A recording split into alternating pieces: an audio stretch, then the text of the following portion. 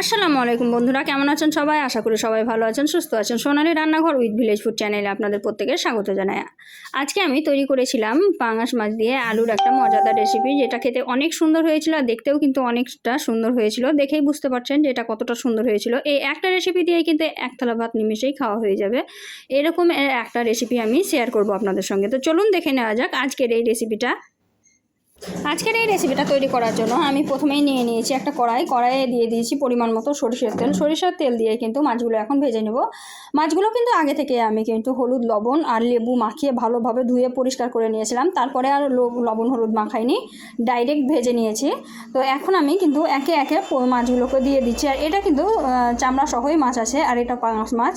তো মাছগুলো কিন্তু সব একসঙ্গে আমি দিয়ে দিলাম। আর মাছের টুকরোগুলো কিন্তু অনেক ছোট ছোট করেছিলাম, যেহেতু ভিতরে মানে ভালোভাবে ভাজা হয় আর মশলাগুলো ভালোভাবে ঢুকে খেতে কিন্তু সুন্দর স্বাদ লাগে, তার জন্য কিন্তু এইভাবে আমি কেটে নিয়েছি।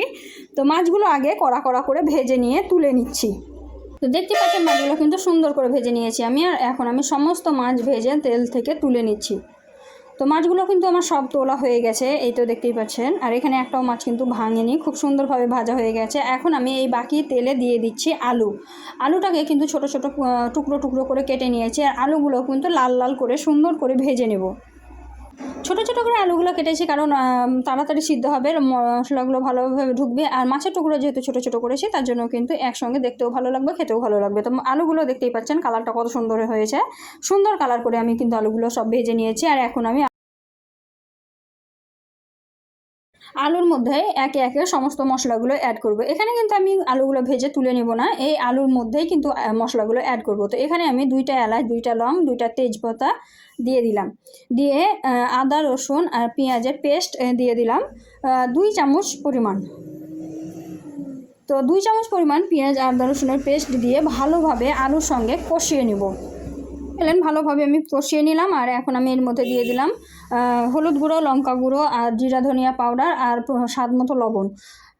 তো সবগুলো আমি হাফ চামচ করে দিয়ে দিয়েছি। দিয়ে আবারও ভালোভাবে আলুর সঙ্গে মিশিয়ে কষিয়ে নিচ্ছি। এইভাবে করলে আলুটা তাড়াতাড়ি সিদ্ধ হয়ে যায় আর তরকারিটা তাড়াতাড়ি রেডি হয়ে যায়, আর খেতেও কিন্তু খুব সুন্দর হয়। তো দেখতেই পাচ্ছেন সুন্দরভাবে কষিয়ে নিলাম। আর এখন আমি একটু জল দিয়ে কষাবো, যেহেতু এখানে আদা রসুনের পেস্ট আছে। তো যাতে আদা রসুনের স্মেলটা না থেকে যায়, তার জন্য কিন্তু একটু জল দিয়ে আবারও ভালোভাবে কষিয়ে নেব। কালারটা দেখেই বুঝতে পারছেন যে কতটা সুন্দর হচ্ছে। তো এই তো আমি একদম সুন্দরভাবে কষিয়ে নিয়েছি। এখন আমি মাছটা অ্যাড করে দিলাম। মাছটা দিয়েও কিন্তু আমি ভালোভাবে কষিয়ে নেব। অনেকের ভুল ধারণা থাকতে পারে যে মাছ দিয়ে কষাতে গেলে মাছগুলো ভেঙে যেতে পারে। না, মাছগুলো কিন্তু একটুও ভাঙবে না, গোটা গোটাই থাকবে। সুন্দরভাবে কষিয়ে নিলে একটু সাবধানে কষাতে হবে, তাহলেই হবে। আর কালারটা দেখে কিন্তু অনেকেই বলতে পারে যে আমি খুব বেশি রিচ বা বেশি মশলা ব্যবহার করি। আপনারা কিন্তু মশলার পরিমাপটা দেখলেই বুঝতে পারবেন যে আমি কিন্তু খুব বেশি মশলা ব্যবহার করি না, যতটা দরকার ততটাই করি। মশলাটা সুন্দরভাবে কষালেই কিন্তু এরকম সুন্দর একটা কালার আসে, আর স্বাদটাও কিন্তু খুব সুন্দর আসে। আপনারা একবার হলেও বাড়িতে এইভাবে ট্রাই করে দেখবেন, তাহলে বুঝতে পারবেন যে কতটা সুন্দর হয় খেতে। তো এই তো আমি ভালোভাবে মাছের সঙ্গে আলুর সঙ্গে সবকে একসঙ্গে কষিয়ে নিচ্ছি।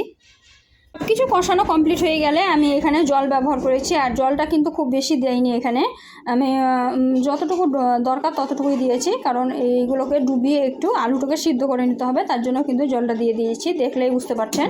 আর এটাকে এখন আমি লো আঁচেও নাই, মিডিয়াম আঁচেও নাই, হাই আঁচেই কিন্তু রান্না করব, কারণ আলু আর মাছ দুটোই সিদ্ধ হতে দেরি লাগবে না, দুটোই ভাজা আছে, কষা আছে।